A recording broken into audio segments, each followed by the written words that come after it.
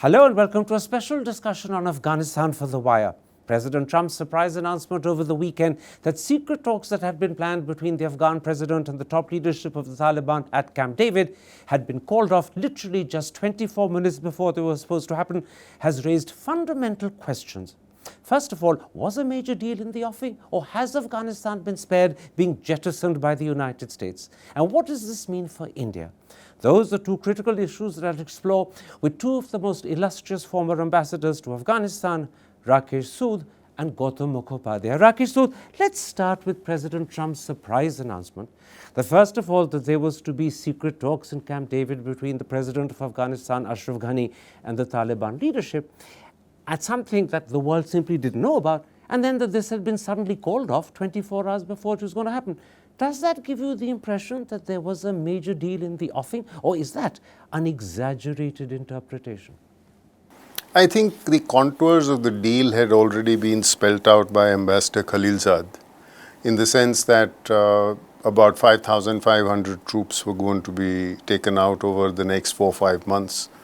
In return, the Taliban would announce a ceasefire pertaining to the US and foreign troop presence, mind you, particularly US and foreign troop presence only.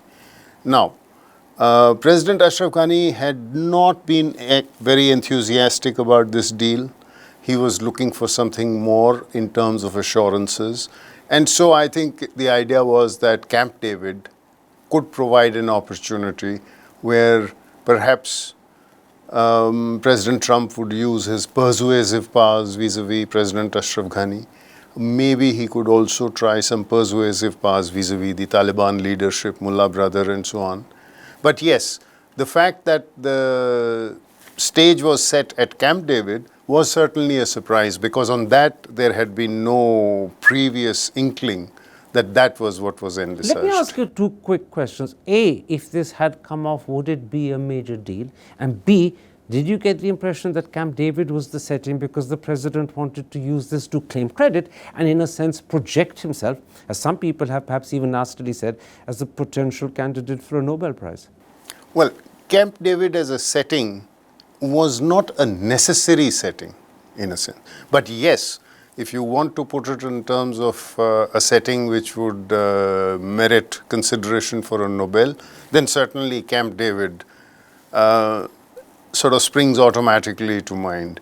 So from that point of view, it was a good setting. It would also have shown the president's personal involvement. But then, as we saw, literally 24 hours before it was supposed to happen, events spun out of control, and President Trump announced that he was cancelling it. Well, let's come to the cancellation, because Gautam Mukhopadhyaya, the explanation the president gave is that he was calling it off because of the fact that the Taliban had claimed responsibility for a bomb attack in Kabul on the previous Thursday, killing 12 people, including one American soldier. But the truth is that the Taliban have been carrying out terror attacks and even other forms of violence right through the 10 months that Khalilzad was negotiating with them in Qatar. And as the BBC says, 16 American soldiers have already been killed this year alone. So was this an explanation that you found credible, or was it a pretext that suggested he was trying to wriggle out of it? Yeah, it was not so much a pretext as I think symbolic of a much larger problem, which is I think President Trump detected that the Taliban were overreaching themselves, demanding too much, not conceding anything. Of course, I don't think President Trump was really concerned about the Afghan losses, and probably the one loss was just an occasion for him to call off the deal. But I think the larger reason was, which of course has been reported, is that President Trump wanted to announce the deal at Camp David, and as something that carried his personal touch and imprimatur. Whereas in fact the Taliban insisted that it be announced first before they go to Washington. So I think that was possibly one of the points at which President Trump felt that they were demanding too much. But isn't it interesting that he should have come to the conclusion that the Taliban were giving too little and they were gaining too much from the deal literally at the last moment? No, I think this was actually there. There were elements of the deal that were unresolved, and one of them was the counter-terrorism guarantees. In fact, I think there had been fairly intense negotiations on this whole idea about keeping a residual counterterrorism and intelligence presence in Afghanistan, which at least publicly the Taliban were refusing. But then you're saying something very interesting, because the corollary is that they had decided internally amongst themselves to go ahead and do it in Camp David, yet there were elements that were still unresolved. Right. So he was taking a risk. Yes, but I think the President Trump believes in the art of the deal, and he thought that he could pull it through. And I suppose he also believes in his capacity to persuade Correct. people to agree. Right. Let's come, Rakesh, Sood, to the actual details of this particular agreement. They've never been officially confirmed, but practically every newspaper has reported them. And as you mentioned, in the first stage, it involved 5,400 American troops withdrawing, probably from some 5 bases in Afghanistan, in return for an assurance that Al-Qaeda and Daesh will not operate there. And as you pointed out, a very, very limited ceasefire. In the second stage, it was hoped that the Afghan government and the Taliban would sit down and talk to each other, perhaps in Oslo, leading, I presume, to some sort of peace deal. Now, the question is, do you view that collectively as a significant step forward towards resolving Afghanistan, or do you agree with the view that this is very close to jettisoning, cutting and running, and leaving Afghanistan in the lurch? Well, it is cutting and running, to put it bluntly. But as General Mattis, the former defense secretary, said, superpowers don't lose wars, they lose interest.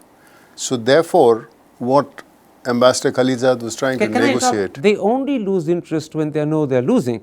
When they've When- won, when they've achieved their target. Well, all right. But they lose interest in the sense that at that stage, they need a certain semblance of optics. So there needed to be a respectable interval between US exit and perhaps eventually collapse of governance in Kabul or whatever it was. This was surely just cover for America scuttling and leaving. Yes, it is. But a period of 6 to 9 months, in my view, would have been an adequate period, because by that time the election cycle would have taken over and people would have... How many people remember what is happening in Libya today? So the period... How many people know what is happening in So that period Iraq? of 6 and 9 months would have been sufficient, not just to provide cover, but for people to forget and move on. And move on. You, Gautam Mukhopadhyaya, in an article that you've written for Outlook, and it's a fairly forceful piece, point out that if the deal had gone through, it would represent the detachment of America from the war of terror in Afghanistan, and more importantly, point out, it was prioritizing America's concern about the terror it faces internationally over the terror Afghanistan faces either cross-border or internally.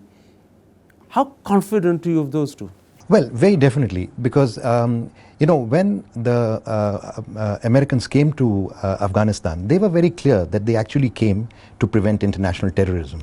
But they saw a link between the kind of government that was in place that promoted and sheltered terrorism, which was the Taliban government, and the post-Bonn constitutional government, which presumably gave much greater space for democracy, open society, and moderation. So I think there was a clear link between the two. I think what President Trump has done with this is actually break that link and not realize, and actually hand over Afghanistan eventually to the Taliban, to a group that originally harbored the Al-Qaeda. So I think in particular, the symbolism of President of the Taliban going to Camp David on the eve of the anniversary of 9/11, hosting and clinching a deal with a group that actually harbored the perpetrators of 9/11 was both shocking as well as perhaps, the stuff of drama that I think President Trump, thrives in. And so far from this deal providing cover, it would have actually been the emblem of American defeat, because there would be the president shaking hands or embracing the very Taliban that, in a sense, were his enemies, and doing it on the eve of the 9/11 attack. Yeah, I think it's very clear, and many commentators have pointed out that this was a negotiated withdrawal, not at all a peace agreement. And what in effect was done was peace in America at the expense of peace in Afghanistan. And that's what they tried to achieve. And really what happened in Afghanistan thereafter was Afghanistan's fault, at best with support from the Americans in terms of, the kind of military support they would have given to the Afghan national defense. But the Afghans were being left now to themselves, to Correct. defend themselves. Correct. And if they can't, too bad. Correct. Let's look for a moment, Rakesh, at what this deal would have actually meant in detail for the nature of the country Afghanistan could have become. To begin with, President Ghani would have been replaced immediately, I presume, with an interim government. Who knows what would have happened to the September 28th elections? They arguably wouldn't have been held. Then this would have presumably facilitated a path for the Taliban to come to power. And that's not a group that actually has great respect for Afghanistan's constitution, leave aside for electoral processes. And finally, it could have endangered the very democratic rights, and in particular women's rights, that Afghanistan has struggled to give itself over the last 18 years. I mean, the country would have regressed back to what it was in the mid-90s when the Taliban were in power. Yes, I mean, a lot of gains of the constitution, of elections, of democracy, etc., that you pointed out, would have been eroded because the Taliban do not believe in elections. But then, quite clearly, the Americans had already washed their hands off this project, because the Americans, if you remember, started off by saying that there are 4 components to the so-called agreement. One is withdrawal, one is counterterrorism, namely that Taliban will cut their ties with Al-Qaeda and IS and not allow those entities to exist. The third, they said, was that there will be eventually a national ceasefire, because originally the ceasefire would only be limited to the foreign troops. And finally, there were supposed to be talks which was originally between the Afghan government and the Taliban, but then because the Taliban refused to engage with the government, they were then described as an intra-Afghan dialogue. Now, since January, it was quite clear that only 2 elements remained, because the Taliban refused to engage with the US on 2 of the elements. And those 2 elements were a withdrawal, and the second was an assurance about Al-Qaeda and Daesh. And so what this has achieved... So that meant that the Americans had already given up on the intra-Afghan by saying, oh, this is something for the Afghans to decide and they'd among also themselves. Given up on an overall national ceasefire. So what the achievement at the end of the day is, and I'm putting it bluntly, is an ability for the Americans to withdraw with some form of cover, and that's it. As for Afghanistan, they're left to regress if they do. If they don't, good luck for them. But it's a way of saying to the Afghans, we're cutting and going. And we've got the best way out for ourselves, and boys, look after yourselves now as best you can. Well, yes, because the Americans were, as far as the Americans were concerned, once they withdrew, the war ended for them. As far as the Americans were concerned, once the Americans withdrew, and they had assurances, for whatever it was worth, from the Taliban, that Afghan territory will not be used to do terrorist strikes against the and US or its allies. that's all the Americans care about. That's all that was needed. That doesn't mean that conflict in Afghanistan was going to end. And that is precisely the Except tragedy that the of conflict Afghanistan. in Afghanistan was, in a sense, if not created, exacerbated by the American presence there. And the Americans, having set that particular fire aflame, were now getting the hell out of there, leaving it to blaze away on its own. Well, the conflict, and I'm being colourful, I know. No, the conflict had been exacerbated by a cumulative series of errors by the Americans over the years. It's the same thing. You're just phrasing it differently. Right. No, because when the Americans went in 2001, they went in with a lot of support of the international community. So there was a lot of goodwill, including from among the Afghans, when the Americans first went in 2001. And then they created a bigger mess, and now they're getting out. A series of mistakes. Let's move away from the American picture, because I think the audience have a clear idea about at least the line of questioning. And I know that perhaps Mr. Sood doesn't completely agree with the line of questioning. Let me put the opposite to you. Afghanistan, as the BBC says, is a country where the Taliban control large swathes of territory. In fact, the BBC claims that in 70% of the territory, whether they control it or not, they can operate actively. Can you have any solution there that doesn't have a sizable role and presence for the Taliban? And it might not be popular to us who look at the country from the outside, but doesn't the reality of the situation mean if there's going to be a solution, it would have to be fairly sizably on Taliban terms? Well, I think the international community recognized this as long back as 2010 at the London conference, that in fact a reconciliation process needs to be started. The fact is that between 2010 till 2019, there has been very little progress, and the reasons for that are many.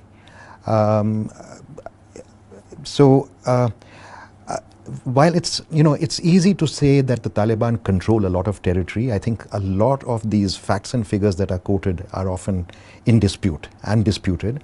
But more importantly, dispute the fact that the BBC claims 70% is an area I've where seen they other figures which I operate can't actively. recall right away, which actually give a completely different set of numbers for the districts that they are in control of or that they contest. And so this business about whether it's 50% or more that of the territory that they control is one thing, and I think it's in dispute. But more importantly are two other facts. One is that that does not necessarily represent popular and public support for the Taliban, number one. And number two, the fact that whenever there have been serious offensives against provincial capitals and so on, whenever there have been sort of critical terrorist actions, the Afghan National Defense Forces have performed creditably. They've recovered the towns, and in almost all the cases, they have actually neutralized the terrorist attack. Can I pick up on the two things you said, because I think they're fundamentally important? You're saying, first of all, that the capacity of the Afghan National Forces to actually defend Ghani's territory and also fight back against the Taliban is considerably greater than most people have given them credit for. And you said perhaps before that something even more important, that the popular mood of the country, perhaps even in areas where the Taliban are in nominal control, is not pro-Taliban. It's just that they're subjugated by the Taliban, but given a chance to express their own views, they would actually support democracy, women's rights, and the sort of republic the country is, and oppose the Taliban. Is that yes, correct? Generally, I mean, not necessarily every part of it, but I think very recently Saad Mohseni, the director of Tolo TV, actually quoted in Christian Amanpur's program that basically all the surveys that have been conducted have shown that the Taliban rarely have more than 11 to 12% of public support.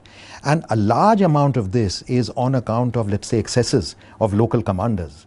Or the absence of the government, and very often the government has not been able to back local resistance. The fact is that the Afghan security forces are very badly stretched territorially. So then the corollary to what you're saying, Gautam Mukhopadhyaya, is that in fact the Americans have in their minds built up the Taliban to be much more fearsome and much more formidable than they actually are.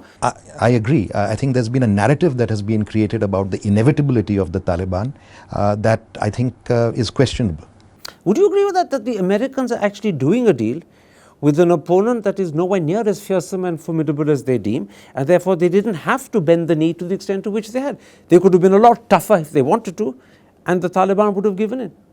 Well, as long as the Taliban enjoy sanctuary in Pakistan and the Americans are not going to cross the Durand line to take the battle into Pakistani territory. But is that the fact that the Americans have no other leverage over Pakistan other than crossing the Durand line? Surely Pakistan is a country that depends upon American political assistance and economic assistance, which can be denied at so many different Karan, levels. I think over the years we have seen that the relationship between US and Pakistan is that of a patron and a client. Now, normally in such a relationship, it is the client that is dependent on the patron. Pakistan has very cleverly, whether during the 1980s or now, reversed that equation to make the patron dependent on the client. Again, do you remember in the tweet of the 1st of January, I think it was last year, 2018, yes, Trump took a very assertive anti-Pakistan line. Absolutely. But you're now suggesting that the Pakistanis have outplayed him. Absolutely. And you're also suggesting that even though he's aware that the Taliban are not as formidable and fierce, and there was no need to bend the knee to the extent to which that deal suggested he was willing to do, the recourse was to actually take action against Pakistan. He's unable to do that. And so rather than take action against Pakistan, he's ended up buckling to the Taliban.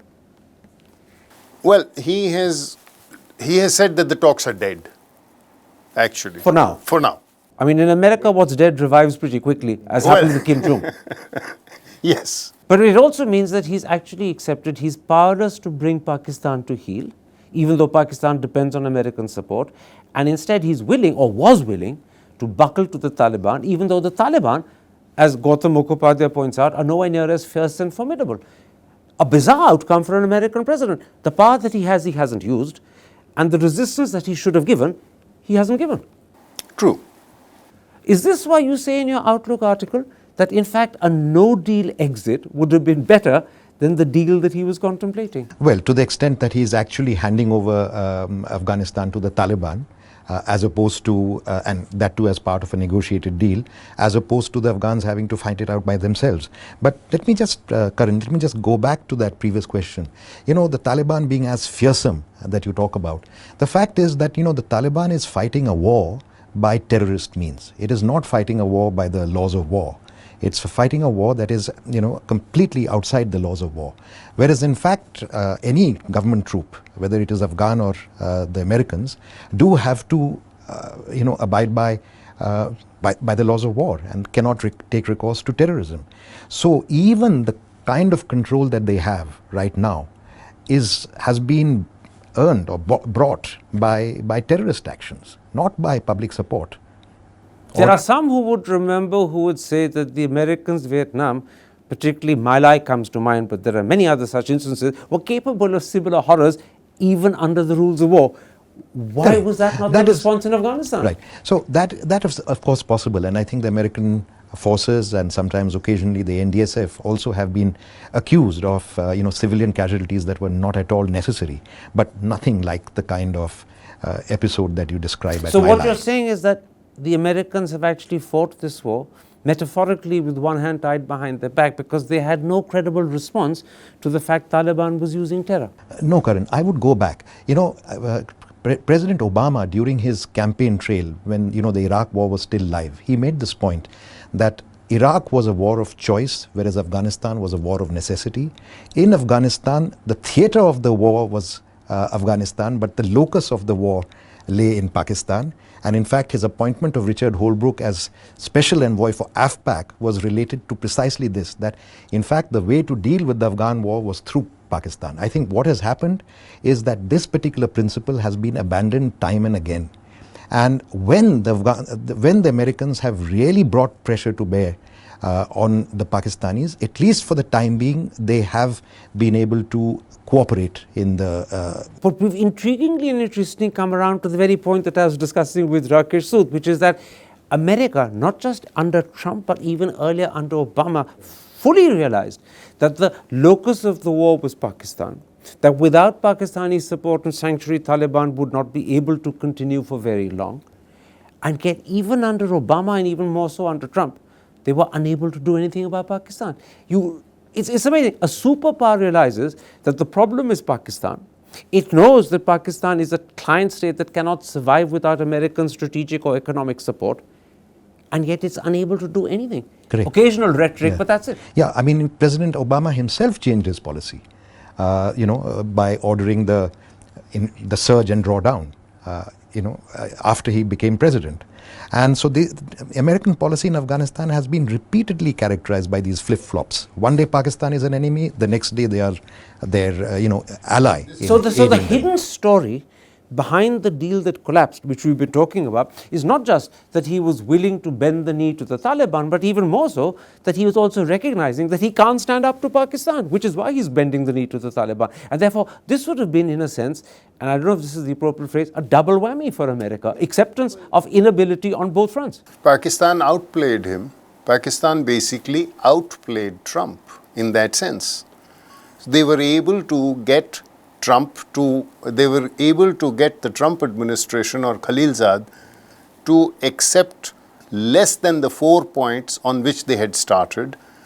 If you recall, Khalilzad had said in the outset, nothing is agreed till everything is agreed.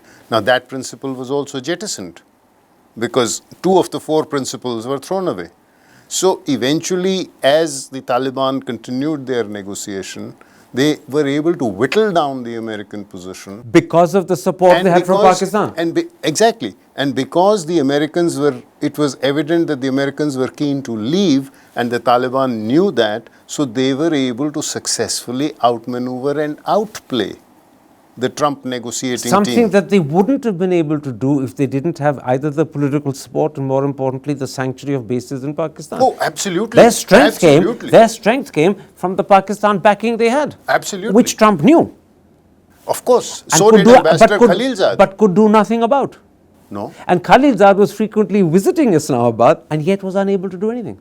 Well, because I think the Pakistanis knew that Khalilzad was trying to deliver to his president a US withdrawal at the earliest possible. Which they got Because if the withdrawal is the only thing he's concentrating on, he's got it. But in terms of having to lose face, he's accepted a cover to hide it from the world, but face is lost.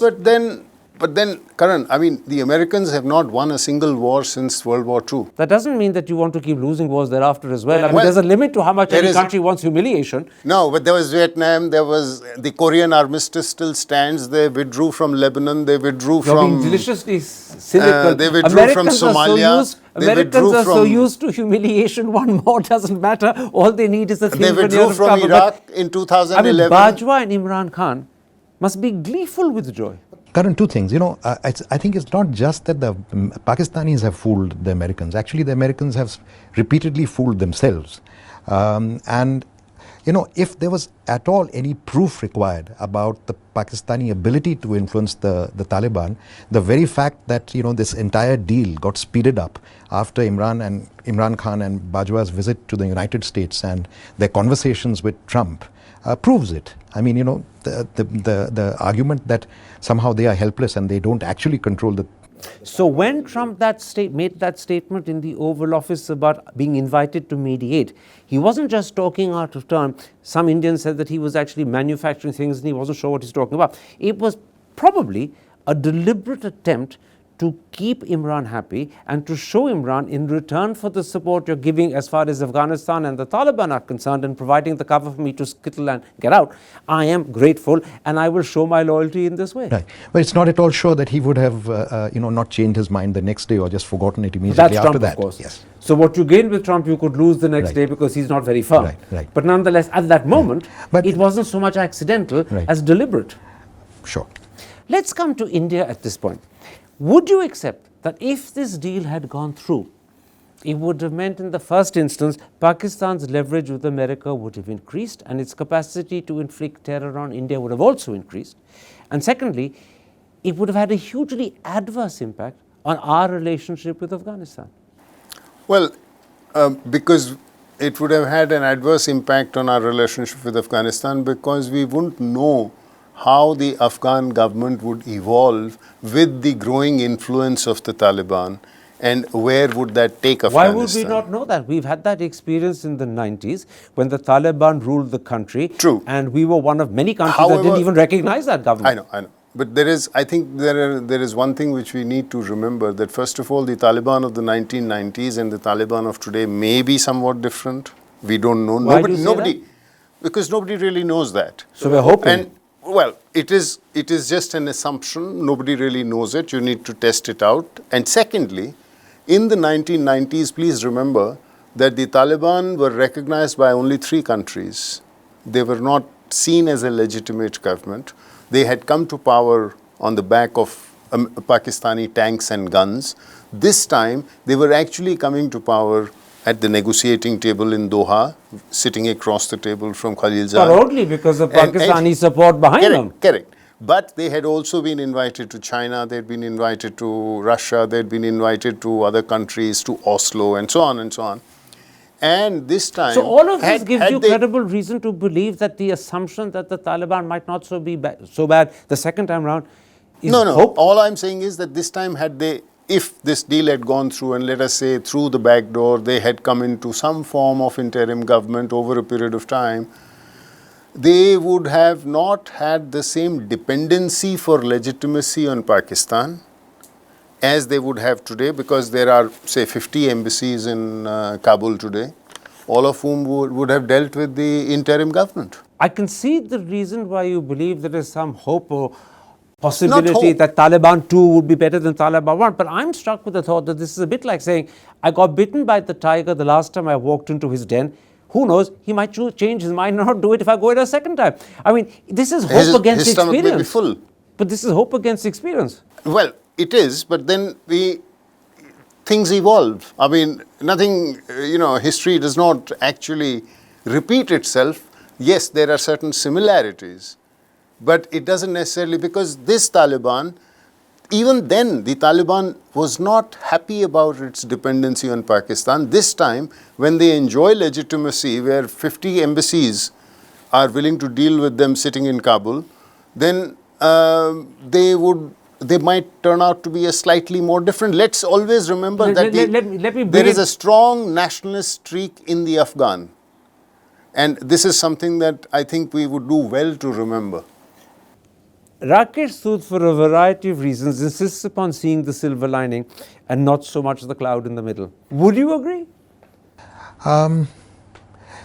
Circumstances have changed. I don't only mean the fact that they have, they are recognized much more by the international community. I think there are other elements in Afghanistan today, not least the ISIS. And definitely... but they undermine Taliban rather than strengthen Taliban. Right, but in some respects, many of these extremist groups are, after all, they are kindred. I mean, they are cousins, if not in-laws. And the ability of even the Taliban or perhaps even Pakistan to be able to control all the chess pieces on the board would be significantly reduced. So that means that the Taliban would once again remain dependent on Pakistan. And Pakistan would of course use that dependency as much as it could, even as Pakistan may be playing with some of the other players as well. So what's your conclusion? That we do or we don't have as much to fear of the possibility of Taliban returning? No, we definitely have a lot to fear with the possibility of Taliban return, not just because of the Taliban, because I think any change from the current state will mean a slippery constitutional slope and an ultimate descent into civil war, because none of the agreements will hold, none of the parties have the capacity to be able to control all of Afghanistan. So all of Afghanistan would, in some sense, return to a period of a kind of civil conflict. And please don't think which is a terrible situation for us, because of the fact it can influence the possibility of terror into Kashmir. Yeah. But please don't think that the so-called present constitutional order, the new generation that has grown up in the last 20 years or 18 years, will simply sit back and accept Pakistani tutelage and Taliban rule forever. There's bound to be resistance, and because no resistance will be able to completely overcome Pakistan and the Taliban, there will be a state of war in Afghanistan for that period. We're coming to the end of this discussion. Let me ask you this. What do you think is the future of the deal? Is it shelved or is it scuppered? And I ask that because although President Trump has said, and so did Mike Pompeo, that the deal is dead, his capacity to rejuvenate the dead, as he's done with Kim Jong-un, is huge. So is it dead forever? Or might there be some form of resurrection down the road? Well, I think if you remember, Karan, President Trump had said when he announced his South Asia policy, he said, my original instinct was to get out. But then he was prevailed upon, and so he announced his policy. So gradually again, that instinct of his to get out had again surfaced, and that is exactly how this deal was progressing. Now, there was this element of overreach. There was partly the optics, as Gautam pointed out, of very close to 9/11 anniversary and Camp David, which didn't look very good.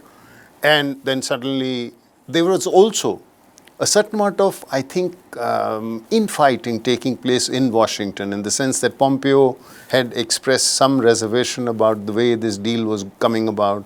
Or so Time magazine claimed. Yes. We also know that National Security Advisor John Bolton... But you're coming close to suggesting that when the optics change, and with a bit more time to resolve the internal administration problems, he could still go back to the deal. In other words, this is not a door that's closed. Well, let's look at Trump's options. One option is he can increase the pressure on Pakistan. Okay. Second option is... He hasn't done it in the past. He's unlikely to do it now. Theoretically, okay. Second option is he'll say, all right, my original instinct was to get out. I will now get out, deal or no deal, and just packs and leaves. Without a deal? Even without a deal. That means without any face cover either. Well, that is part of this thing. Or he has to find that the Taliban give him a face saver, and then a deal gets revived in some fashion where he says, this deal was the face saver. You're now saying he needs to find a better face saver. I mean, some assurances with regard to a ceasefire, perhaps, because after all... But if he couldn't get that from them the first time round, what are the chances he can, forgive my language, screw them for a better deal? Well, Khalilzad is a good negotiator. Let me put it like this. He hasn't proved to be so far. He sold the house in turn for just a... Khalilzad, the agreement, to be fair, the Taliban had not committed to a ceasefire during the negotiations. They had said that the ceasefire will kick in once the deal is signed. So, to that extent, these attacks that have been going on were actually, had been countenanced, including by the Trump administration. Before we get lost in detail, you're therefore saying you have good reason to believe that if Trump were to look for a better cover from the Taliban so that he could get out, he could secure it. And that Khalilzad, you do believe, has the credentials of a good negotiator who can deliver that better deal. Even though he hasn't delivered it this time around, next time around he can. Oh, sure. What in these circumstances of uncertainty, we don't know whether the deal is dead, whether it will revive, we don't know whether negotiations will continue, whether a better deal can emerge. So in this situation of uncertainty, what should India's policy be? See, one thing that has changed, and I think for the time being the deal is dead, it can come back tomorrow in another form, but one thing will change between this period and then. One of the crucial things that we haven't touched on was the timing of this announcement and the scheduling of the intra-Afghan talks before the elections.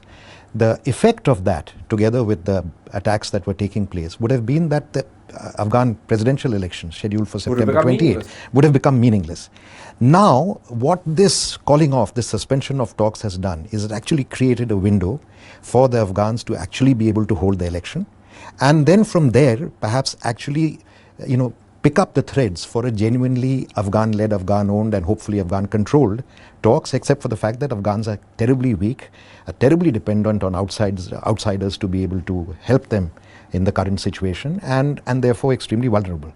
So one thing definitely what India could do is come out in full support of the conduct of free and fair elections in whatever ways possible, and not just India. I mean, this would be my sort of prescription for the international community. Now the elections are going to happen, support it, back it fully. Try to ensure that it's going to be relatively free and fair, taking care of opposition concerns that perhaps the election machinery may be used to the advantage of the government. And then put together, actually what the Afghans have failed to do so far is a kind of national position in their talks for the Taliban. And so in other words, forge together, together with the Ministry of Peace now to put together a kind of national position, and then insist, and the international community should support, that next time the negotiations are directly with the Afghan delegation led by the Afghan government, or at least under the umbrella of the Afghan government. Does that suggest that Khalilzad's role diminishes? I think, well, it's not just Khalilzad. I think it's the entire international community, the entire pro-talk with the Taliban community that had been. The pressure should be on the Taliban, for example, to demonstrate their so-called nationalism by not taking their cue from Pakistan, but by actually reconcile with other Afghans.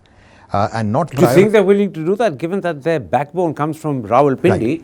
Right. So I think the military pressure cannot be relieved, but side by side, I think every instrument should be used. The route to peace to Afghanistan is through Pakistan, and every instrument that is available should be used on Pakistan to ensure, including the financial instruments that you talk about, to ensure that they control their depredations in Afghanistan. In the Outlook article you wrote, which I talked about earlier, and admittedly you wrote it 24, 36 hours before Trump announced that these talks were off. Right. You suggested that this was an issue that should be given much greater and higher profile by Prime Minister Modi, that he should personally invest himself in it. Right. Do you still believe that to be the case? I think that moment is lost, because the time to have done that was before the talks were suspended, and when the option was intra-Afghan talks or elections, and we should have pitched in favor of elections, which would have given hope for the future, whereas the intra-Afghan talks would have definitely led towards chaos.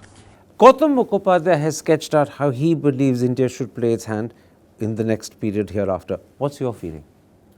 I think that elections help if elections are seen to be credible and legitimate. Now, earlier, you don't think that will be the case? I think that given the fact that 66 districts are under the control of Taliban out of 398 total number of districts in Afghanistan, another 192 are contested, which means the total of 258 where the government doesn't hold sway. Which means you can't have credible elections So there. out of 398, there are 258 districts where where elections are unlikely to carry weight, as it were. So then, will such elections be credible? Will they be seen as legitimate? Can I stop is you my there? question. Elections were central to your policy outline for India. You've just heard that there are good reasons for believing elections can't be credible. How do you respond? No, two things. One is I think the international community should support, even to the extent of election security, meaning to say strengthen the security for the conduct of the elections. Secondly, By sending soldiers in? Not, well, there are soldiers already there by just using what they have more effectively. 14,000 altogether, that enough? No, it's not just foreign troops. I mean, there is the whole ANDSF. But quite apart from that, there is the question of election observers. The international community could have strong election observers to ensure that it's as free and fair as possible. There has been Can I talk? But is any of that sufficient to ensure that in the 250 odd districts that he mentioned, where either the Taliban are in complete control or where they contest, that you can have credible elections? In the current context, even if you have elections in, let's say, 50% of the country, that will be taken as a barometer for the support for the Afghan constitution, for a republican constitution as opposed to the emirates. So this is even a case even the turnout will be seen as a support, and it doesn't matter if it's not the rest of the country. The recent survey has shown that about 76% of Afghans would be willing to come out and turn out for the elections. This was before the cessation of talks, when it was a bit controversial. Come out and support the elections even at the cost of their security. So you're saying even if you can only hold an election in 50%, Correct. Go ahead. Yeah, it would be legitimate. It would be seen as In other words, this is a classic case of half a bread is better than no loaf at all. Absolutely, in my view. Come back to you, because before we end, you therefore don't believe elections are credible. What then should India be looking at? Well, I think we don't know, as you yourself said earlier on, we don't really know whether the talks will revive, whether they will not revive, whether a withdrawal will take place. I mean, we don't really know how. So you're saying India should wait and watch? I think we need to, in modern medicine there is a term that is used called watchful waiting. Normally when there is a complicated case, the doctors get together and before they decide on the course of intervention. Watchful waiting is often hope and pray. No, watchful waiting is a term that is used in modern medicine. Where doctors don't know what else to do. Where doctors wait to see how different things are unfolding before deciding on the intervention that is needed. You're tarting up the fact that we don't know what to do. Well, let's watch and wait. I think we need to watch and wait. So that's your advice to Mr. Jaishankar. At this moment, don't rush to a policy, don't rush to a decision. Let the situation play and it will become obvious in due course. Let's get a better handle on it. Very quickly, I'm going to give you the last word. Would that be wasting an opportunity? Yes, because sometimes you lose an opportunity. You need to take a moment at the moment that as it arrives. And I think in actually doing so, you'll actually change the dynamics. I mean, for example, if we had, and if we come out in support of the elections even now, I think it would strengthen the lobby in Afghanistan for the elections and actually help ensure a better turnout for the elections, which means a more successful election, which also means probably a stronger government. I would also say that, this entire process of marginalizing the Afghan government and the Afghan people through these entire talks has actually created a backlash of sympathy for the constitutional order, which people will support. So you're suggesting India should grasp while the iron is hot? Absolutely. Even at the risk of burning its hand? No, I don't think there is any question in this of burning any fingers or hand. Okay. Because supporting the elections is basically a motherhood. Who are you opposing? The only party that would actually go out of the way to oppose the elections are the Taliban. They are doing it anyway. Quite right. And a democracy anyway should support election. Correct. All right, gentlemen, we've run right out of time. My thanks to both of you for a fascinating discussion on Afghanistan. And there we end this particular discussion.